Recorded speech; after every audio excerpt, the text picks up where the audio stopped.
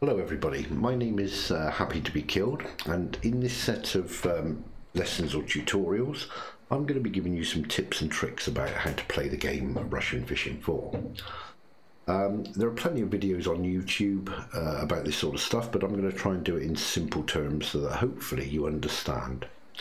Now, the first thing to say about the game is that there's no right way or wrong way to play. And it will very much depend on what you enjoy doing within the game. So hopefully by the time you see what is in front of me on the screen, you will have completed the tutorial. And we're currently located at a map called Cottage Pond. And what we're going to do is have a quick look around Cottage Pond, show you some very basic bits and pieces within the game, and talk about strategy and the user interface. So I think the first thing to say is if we press escape on our keyboard, we will see this screen. This shows us that we're currently at Cottage Pond. We can see that currently the weather is cloudy and it's 3:16 in the morning and the temperature is 9.8 degrees. These weather factors have an impact on how you play the game, in terms of some species will bite better during certain types of weather. If we click on the Cottage Pond icon, we can see that Cottage Pond is designed for, it's got 0 stars for spinning, so it's not really a spinning map. It's got 1.5 stars for bottom and 1.5 stars for float fishing. So this is really a beginner's map. There are different maps within the game, as you can see here. There's quite a number, and they unlock as you level up your skills. So at level 1, you can fish the first 3 maps: Cottage Pond, Mosquito and Winding. And to travel between these 3 maps is free of charge. However, when you want to, as you level up and you get to the stage where you unlock Old Berg Lake, it will cost you in-game currency of 7.90 silver to travel to this map, and so on and so on. So as you can see, anything above Old Berg costs silver or in-game currency to travel to. So Cottage Pond. So the idea behind the game is that as you become more skilled within the game, you catch bigger and better fish. And when you start, you will have been given some very, very basic fishing equipment. So like an old spinning rod, a telestick float fishing rod, and some bait, some worms, and 50 silver, 50 in-game silver, which you can see at any point by pressing escape, and you can see the silver amount that you have currently is indicated here. Now, what can you do with silver? With silver, you can buy baits and upgrade your equipment, your rods and reels, buy hooks, sinkers, etc., etc. If we press the letter O on our keyboard, we can see our current skills. So you can see float fishing, spin fishing, bottom fishing. These are the 3 basic types of fishing methods. And within each of these methods, you get different rigs that you can use. So for example, on bottom fishing, we start here. And as we move up through the ladder, if you like, we unlock different things as we achieve different percentages. So as you can see, currently I'm at 76.6% on bottom fishing, and the next thing I will unlock is this rocket feeder. And to unlock that, I need to get to 80%, which we can see here. Okay. Also, as you level, you will get what we call skill points, which will show here. And those skill points you can allocate to different rigs, methods, rods, reels, etc. And they have different uses. Don't make the mistake that many players do, which is to allocate these points straight away. So the idea is not that you put them in the first thing and move to the second and third and so on. The idea is that you use these skill points to put into the methods and rigs that you tend to use the most. So don't be in a rush to allocate these. You will, however, get one free reset. So you can see here I have one free reset. So if I put the points into the wrong thing, I can reset all of my points and start again. However, I would recommend that you try not to use this. So the three main types of fishing are float fishing, spin and bottom, and really there are a couple of ways you can play the game. What most people tend to do is to start with the bottom fishing, because this is probably the easiest and will earn you the most in-game currency to enable you to start fishing, to buy rods and reels to do these other two things. However, a second strategy could be that you do all three at the same time. Now, one of the problems with that is that your equipment that you have will not be that great, because you will not be able to afford to buy better rods and reels for all three things all at the same time. So my advice to a new player would be to decide which of these three things you wish to do initially, and then to stick with that until you're a higher level. As you progress through the game as well, you can do this thing called harvesting baits, which enables you to, with the aid of a shovel or a scoop, enables you to dig up bait or make bait to catch different certain species. As I've said already, you already started with some worms, and we'll talk very quickly about the basic equipment you will need to get started on the fishing in a bit. Now, in terms of the interface, if we press U on our keyboard, we can very quickly slot rods and reels into these quick slots on the left. And there are 5 of them, so we have the ability to put 3 rods here, and then things such as shovels, scoops, marker rods, spot rods in these last 2.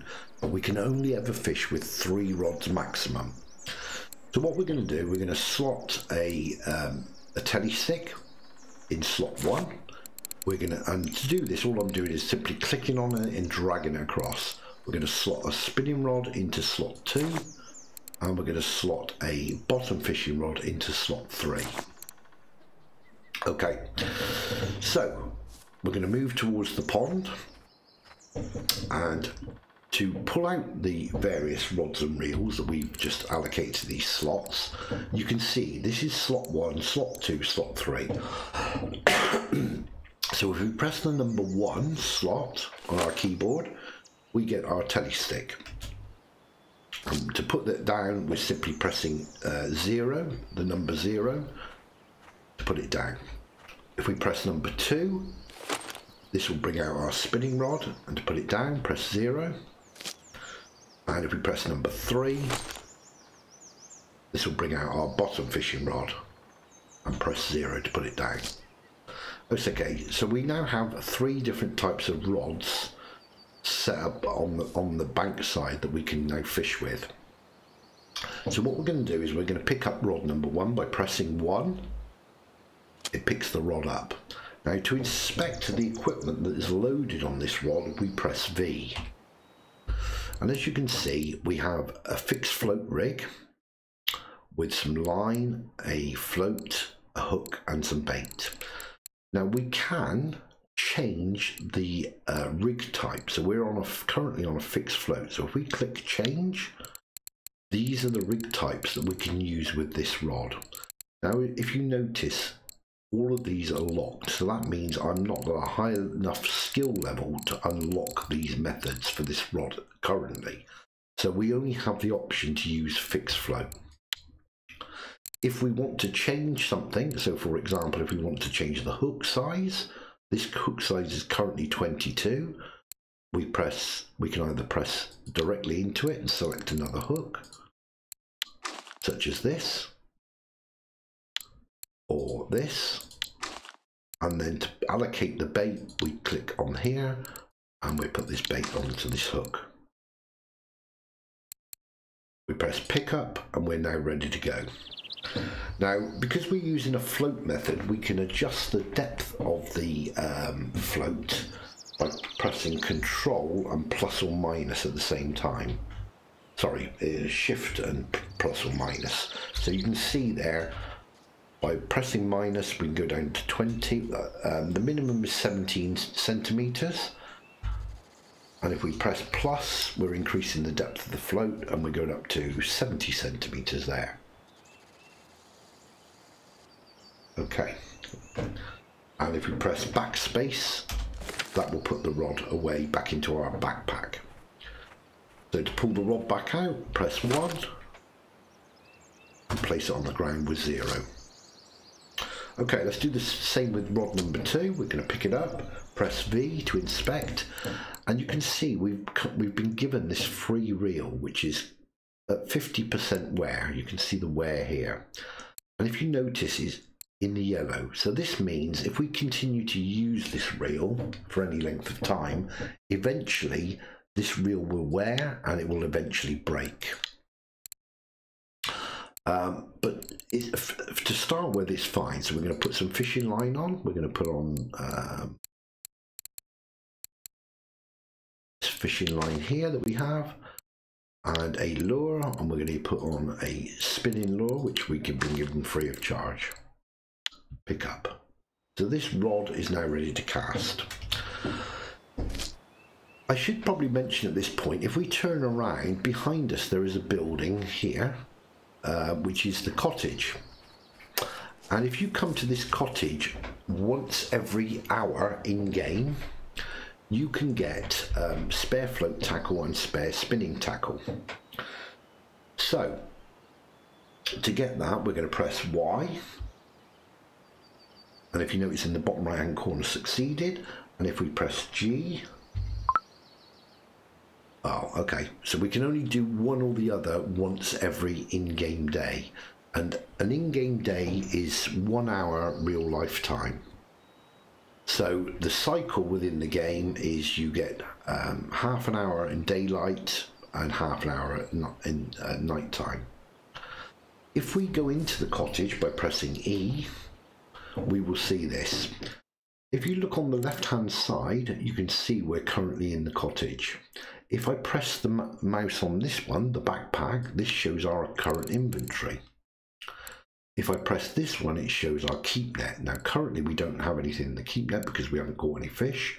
But what we're going to do is we're going to show you very quickly how to move items from your backpack into the cottage. And the cottage is basically just a storage facility. So you can see currently I have 712 items in my inventory. And what I'm going to do is I'm going to move this rod to the cottage. And to do that, we press this button in the bottom right hand corner, which brings out this menu. We're going to select our bamboo rod and we're going to move the item to the house. And notice our inventory's gone down to 711 items. If we now click on the cottage or the house, there it is. So that rod is now stored in our house. So to get to this house, what we have to do is every time we want to pull things from the house, we have to come back to Cottage Pond to do so. And you can store up to 1,000 items within this cottage. So this could be things that you don't use that often, such as bait, food, old rods, reels, that type of thing. If we go back to our inventory, so what we're going to do now is move this rod back to our inventory. So we leave this menu open, we highlight it by clicking on it, and then we're going to move the item back to the backpack. And if we go back to our backpack, there's the rod there. These 3 rods are grayed out because they are quick slotted. And as you know, we currently have those stood on the side of the cottage pond. One other thing to mention, with rods and reels, so we'll take a quick look at this rod by escaping and press I for inventory and then click on this rod. If we move our mouse over this I parameters thing and click it, we can see information about the rod. So this is a bamboo telescopic rod. It's got a sensitivity of 1 out of 10, power is medium, a test of 2 to 30 gram, which we'll talk about at some other point, and a load capacity of 4 kilos. So what this is saying is if we put line on higher than 4 kilos, we are potentially going to break the rod. So the load capacity is very, very important. And before you load any rod, I would advise you to look at the load capacity of the rod. So for example, on a 4 kilo rod, we would not put 10 kilo line, because if we hooked a big fish, we could potentially break the rod. Okay, so if we hit escape and go to statistics, we can see lots of information about our account. So for example, on this top bar, if we click the first one, skills, it shows us all of our skills and skill points. The second one is statistics about our account. So this particular account has been in-game for 235 days, which is the equivalent of 235 hours, because remember, 1 in-game day equals 1 real-life hour. We need 114,000 XP to get to the next level. We have 0 broken rods or reels. We've completed 202 cafe orders, played in a competition, and so far we've caught 8,397 fish, of which 35 have been trophy species. Now, let's try and explain what trophy species are. So this is with any fish, you get small ones and big ones. And a trophy species is a large fish of that particular species. So for example, if we use a tench, a trophy tench is 4 kilos. On this particular account, my biggest tench, if I click on this one here and scroll down, you can see I've caught a 5 kilo tench. So that is a trophy, and that is indicated by this yellow ribbon. If we look at a perch, for example, a trophy perch is 1.6 kilos. Our biggest perch on this account is 1.25, so this is not a trophy. Hence why there's no yellow ribbon. One of the other things within the game is there are things called trophy cards. And trophy cards we can see by clicking here. And this simply gives you a list of fish. It's like an achievement, I guess. An in-game quest where you're trying to catch trophy species of trophy size fish of certain species within certain maps. So it starts at Mosquito, moves to Winding, and so on and so on. And as you go up through the levels, you can see there are lots and lots of different species to try and catch. So this is like a quest, if you like. If you manage to achieve catching trophy species of all these fish at one map, you will get an award which is placed in here, and it's just simply an in-game award. It just says that you've completed the quest, if you like. Also, as you go through the game, you will unlock achievements which are indicated here.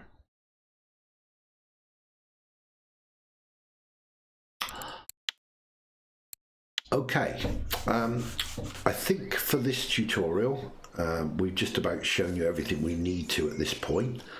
We're not actually going to fish today, we're going to do that on the next lesson. I think it's also probably worthwhile mentioning that unlike most games, there is not really a lot of benefit to leveling up too fast, because one of the problems you have within this game is if you level too fast, you will not have the equipment to match your level. So I don't think, you know, a lot of players have this tendency to try and level too quickly. It is far better, in my opinion, to try and make silver within the game so you can buy better equipment. And on the next lesson, we're going to show you how to do that. And we're also going to show you the basic equipment you will need to get started within the game. One last thing I'm going to show you, if we press escape and click on records, we can see at each map what type of species are there. So for example, we're at Cottage Pond, and in Cottage Pond are these species: Chinese sleepers, common carp, crucian carp, frog, gibble, perch and tench. And these are the records for those particular species. So if we take Chinese sleeper and we click on it, you can see the biggest Chinese sleeper ever caught at Cottage Pond is a 493 gram fish caught by this guy. If we select, I'm actually, when I started the game, I selected other region as my region. If I select other region, Zoryx is actually in the same region as me.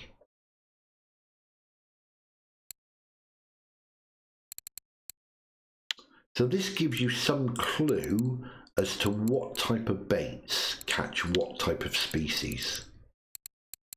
And this is, you will actually end up using these records quite a lot. So as you can see, a very good bait for frog is flies. A very good bait for crucian, this particular map, is worm, sweet dough, wet bread. It should be mentioned, however, that the bait preference from map to map can differ.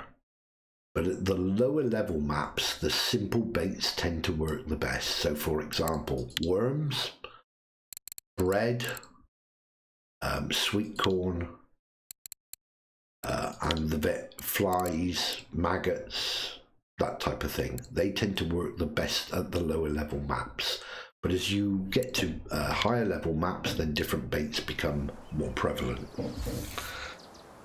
Hopefully that's given you an overview of how to play the game. As I said already, there is no wrong way, there is no right way. And in the next lesson, we're going to show you some tips and tricks that I believe will help you get on your way to making some in-game currency. Thanks for watching, and if you like the video, please subscribe or pop over to our Twitch live stream where we stream on a fairly regular basis, and pop in and say hello. Thanks for watching everybody, and good luck in your game. Bye bye for now.